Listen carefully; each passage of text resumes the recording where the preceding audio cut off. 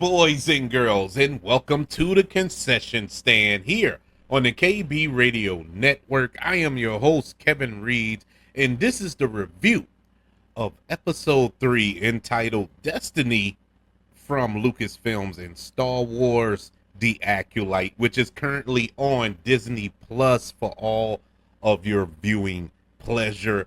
I said when I reviewed the first 2 episodes, which dropped last week, that I probably wasn't going to go week to week with the reviews, unless something changed, and something changed. I just felt like we're going to go week to week. Yeah, there's no point waiting till the very end. We're going to go week to week as it stands right now, unless something changes. But as it stands right now, we're going to roll with it. And I enjoyed this episode. I enjoyed this episode better than I enjoyed the first 2 episodes, and I actually liked the first 2 episodes. Didn't love them, but I liked them. And I said, I'm gonna give it a chance. I'll give it a chance because I've been let down so much by not just Star Wars shows on Disney Plus, but all of these shows on Disney Plus. That includes Marvel.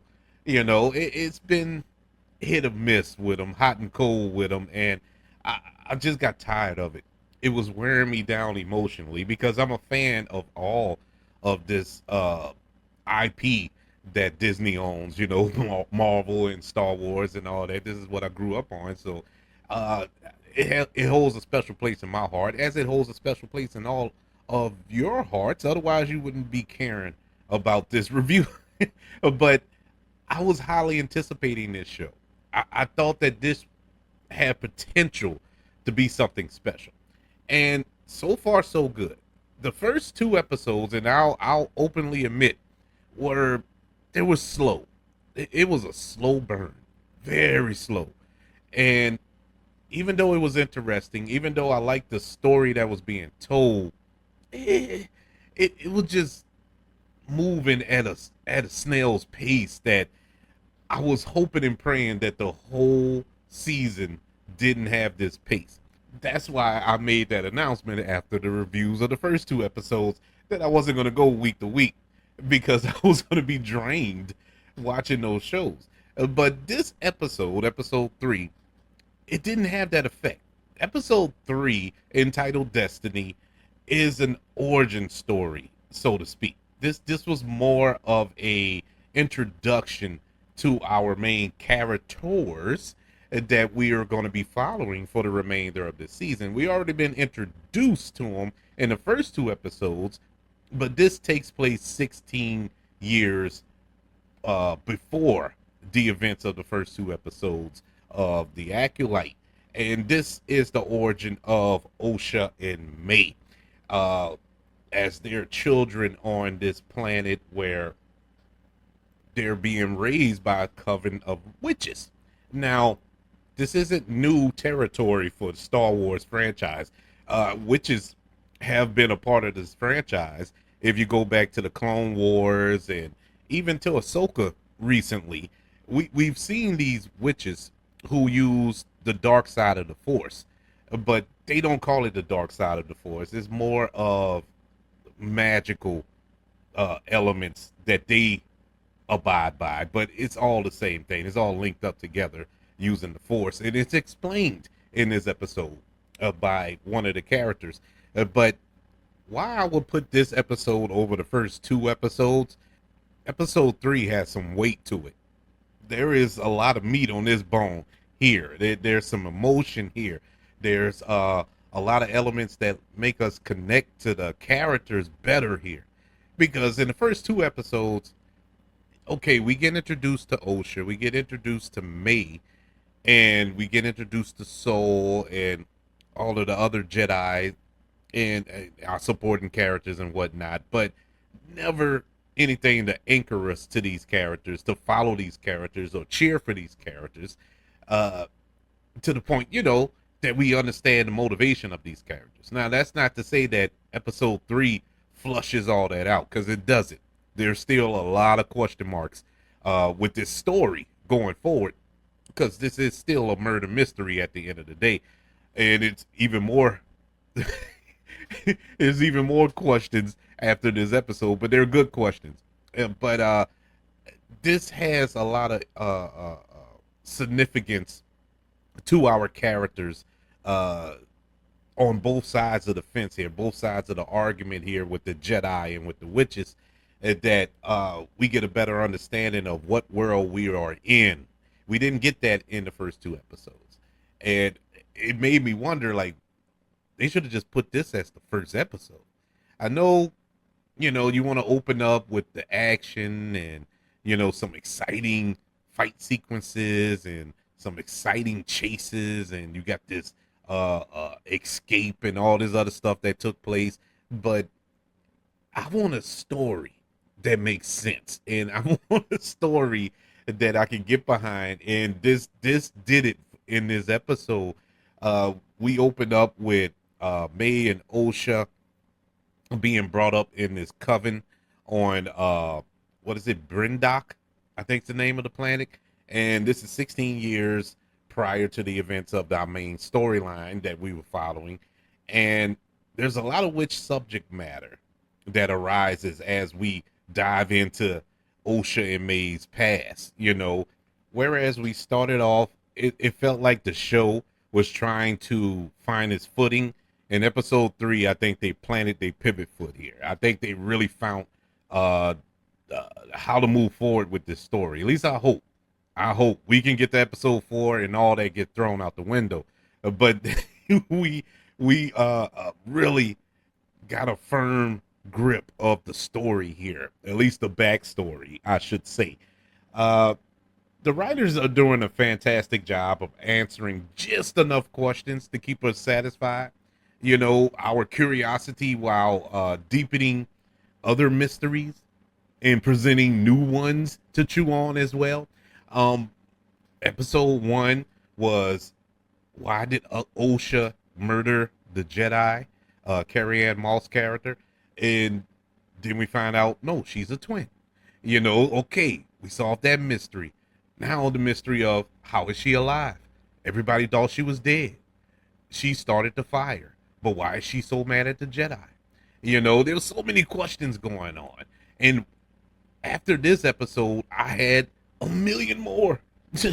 It's a million more, but good ones. Not in a way where it's frustrating, like, oh my God, what is going on? But no, this was beautifully written here, because we find out in episode 3 that these two twins, these two sisters here, are polar opposite. They're yin and yang. Ausha is more of a compassionate individual. She longs to be a Jedi. She doesn't want to be a witch. Whereas May is about as toxic as can be. They're polar opposites of each other. And she wants to be a witch. She really embraces the dark side, if you will. And they're just butting heads the entire episode. They're going back and forth. They're doing that sister thing, that sibling rivalry thing, where every little thing ticks each other off, but they love each other at the end of the day. You can tell that they love each other. Of course, they are played by two actual twins or sisters here, Lauren Brady and Lee Brady. No relation to Tom, I don't think, but that's neither here nor there. But you really felt the chemistry there, I would hope. But they really did do a good job acting wise. I actually was surprised by that. It started off kind of sketchy, I mean, it's kids. It started off kind of sketchy, but as the episode went on, and there was still moments there, but you got to give them a little learning curve there. They're kids. I'm not looking for Marlon Brando. I'm not looking for Meryl Streep here. Just keep the story moving, and I think they did a good job at that. But it was good to establish that it wasn't the fire or the destruction of their world or their coven that set May off. May always was this way. And so it's like, okay, well, I can see her as being the one who set the fire, because I was asking questions last week.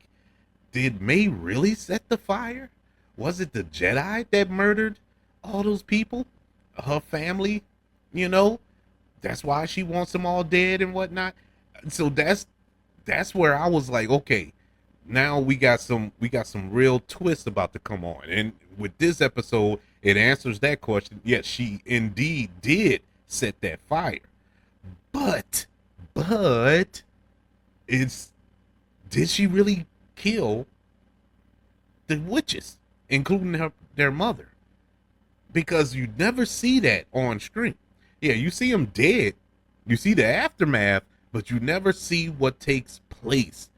And so there's a big question mark there, and it adds on to the mystery. And I was talking over with my daughter because we're watching the show together, and she's like, "Well, yeah, she murdered everybody and blah blah blah." I'm like, "Well, that's yeah, on the surface it looks that way, but I still have question marks here because why did the Jedi, the one, the monk, the one that was meditating, and he just voluntarily took that poison because he felt so much guilt over what took place on Brondok? So why was he so guilty about that? Because he didn't do anything. At least that's the way this episode depicts him. He didn't do anything. Or did he? Because we don't see him. We don't see the other Jedi. We see Saul because Saul saved Osha. But we don't see no other Jedi, including the Wookiee. And so there's still question marks there. To give you a little more backstory on these witches here, because I found this very interesting that if you watched Clone Wars and oh God, why am I blanking on the other ones? But the animated uh, uh, Star Wars shows, you know that this coven of witches, or what they're called on Clone Wars, Night Sisters, which I don't know if they're Night Sisters in the Acolyte. Maybe that's later on down the line, but it's the same thing. They're the same thing. But Darth Maul, who you may know from Clone Wars and Rebels, and also the Phantom Menace, when he was cut in half, he is a part of that. He's a part of, at least he was a part of the Night Sisters, and he was raised up by them. And one of the mothers there in this show, in episode 3, has a strong resemblance to Darth Maul. She isn't red, but she has the horns and stuff. I think it's Mother Kroll. I think that's how they pronounce the name, but it doesn't matter. But I was like, okay, that was a nice little nugget that they put in there, to remind you of that if you followed all those shows and whatnot. I'm gonna be honest, I didn't watch every single episode, but I do remember that much about it, and I like that little connection there. And this is hundreds of years before episode 1, so it ain't like we're gonna get a cameo from a baby Darth Maul. At least I don't think so. But I thought that was interesting as well. The plot moved pretty good in this episode. These are very short episodes, shorter than I would expect for a Star Wars show. I thought maybe they'd be an hour long, but they're not. They're fairly short, but they put a lot in it, especially in this one. They put a lot in it, and it moved pretty fast. It felt like an hour, but not in a bad way. Like it's like, oh my God, this is dragging. But it just felt like it was so much coming at you, and it wasn't any action here. This wasn't an action-heavy episode. This was more of a dialogue-driven episode, a character-driven episode. But very interesting. I really enjoyed this episode so far, which isn't much to gauge by, but 3 episodes. But so far, this is the best episode of the series. I hope that when we get into present time, at least the present timeline of the show, that the momentum continues on, because that was the Achilles heel of the show so far, is watching the present time action that's taking place. But I do have a negative, one glaring negative. The show is called The Acolyte, and we're 3 episodes in, and we have no earthly idea who the Acolyte is, because Osha and May are not the acolytes. The acolyte is that figure who talked to May on that, I don't know, it's not a beach, but on on that shoreline with the red saber. That's the acolyte. And so we're nowhere closer to finding out who the acolyte is and what's his motivations, why he's against the Jedi and the light side of the Force and whatnot. Now, I have theories.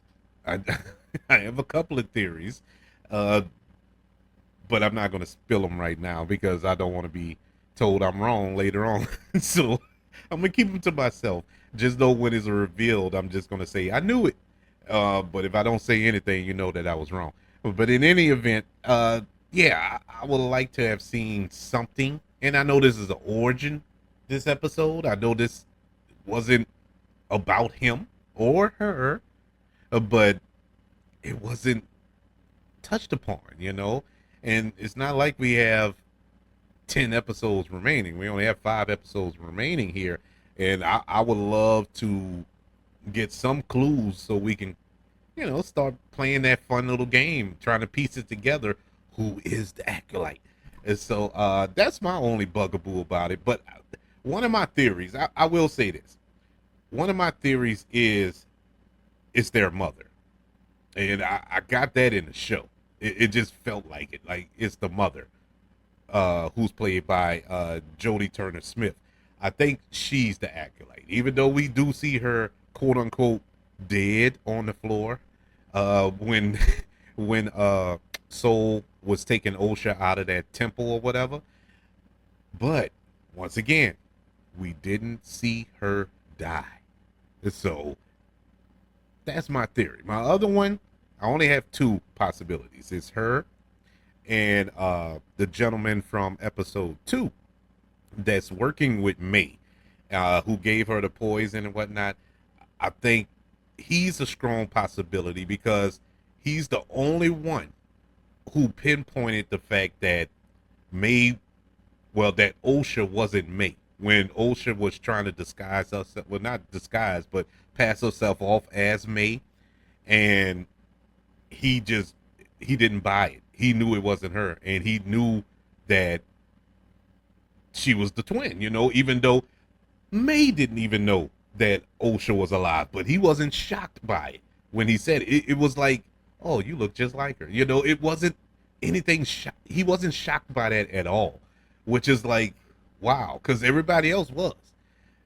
So that's the one that's I'm leaning heavier towards him, but to really drive it home, it makes more sense story wise for it to be their mother that's doing this. So we'll see. You know, especially if you go by her teaching and what she was teaching them in that training session. Now that I say that, because it's all coming to me now. Now that I say that, I got to take back my negative because maybe they did touch in on the acolyte. It's starting to make sense now. Okay, I take that back. And so I'm gonna take that back with that. It all makes sense now. But yes, this was a good episode. I enjoyed this episode. I'm excited moving forward. Well, I do still have a negative. We didn't get much of the Wookiee Jedi. I wanted to see more of him because we left off at the end of episode 2, his introduction, and then we get this flashback episode, and he's in it, but he's only in it for like a couple of minutes, and he doesn't do anything. I want to see this, you know. I want to see him do something. But I'm more than certain we'll see it before this season wraps up. But I would like to know, how are you feeling about the Acolyte thus far? I know I read all the comments online. All these people, everybody, especially from episode 1 and 2, there's some hate here, man, and I know why it's there, and I can smell it. While I was watching episode 3, I smelt the hate coming after watching this episode, and y'all know why. It's a lot of people who are not going to rock with this show, and that's fine. It's not for everything is not for everybody. But my problem is, don't jump online and go to bad mouthing the show, bashing the show, hating the show. If you don't like the show, just don't watch the show. There are people who enjoy the show. There's a lot of movies and TV shows that I can't stand, but I don't go online and bash them, and spit all this vitriol towards it, oh, don't go see this movie. That's not for me to do. I give my recommendations here, whether I like them or not, but it's nothing political behind it. And people have gotten to the point where they politicize media, entertainment media, I should say. And it's ridiculous, man. We're talking about TV shows and movies, fantasy, fake stuff. I mean, come on, let it go. Yeah, let me get off the soapbox. That's another subject for another show. But the initial question was, how are you liking it? How are you enjoying it? Or how are you disliking it? I would love to know some intelligent reasons why. Don't just say, oh, I hate it. Give me some reasons why. We may agree. Like I said, I have some issues with the show. No show is perfect. No movie is perfect. You can dissect every little thing. So yeah, I have some issues with it, but overall, the pros outweigh the cons for me. But it may not for you. So I would love to know, what are yours? Email the show, kbradiopodcast@gmail.com. You can also search for this show on all social media platforms. Just search for the KB Radio Network. Also, subscribe to the KB Radio Network channel on YouTube and like this video if you don't mind. Also, ladies and gentlemen, don't forget about the 5 stars, the reviews, and sharing this show if you're listening on Apple Podcasts, Spotify, iHeartRadio, wherever you are currently listening to the concession stand here on the KB Radio Network. Everybody, thank you for joining me for this review of episode 3 entitled Destiny, from the good folks over there at Disney Plus and Lucasfilms, the Acolyte. I want you all to know that I love you. Continue to love everyone. And until we speak again, you all be blessed.